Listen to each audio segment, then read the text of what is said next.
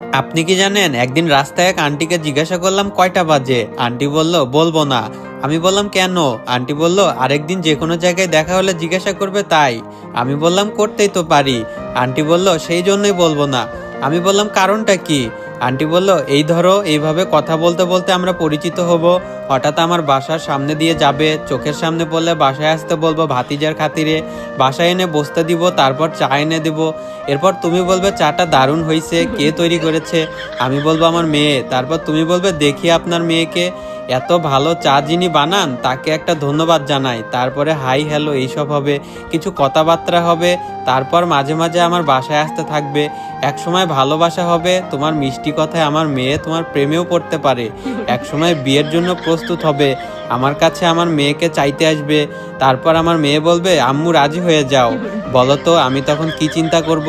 আমি বললাম বলেন শুনি কি চিন্তা করবেন? আন্টি বলল আমি এমন ছেলের সাথে মেয়ে বিয়ে দিব না যে একটা ঘড়িও কিনতে পারে না।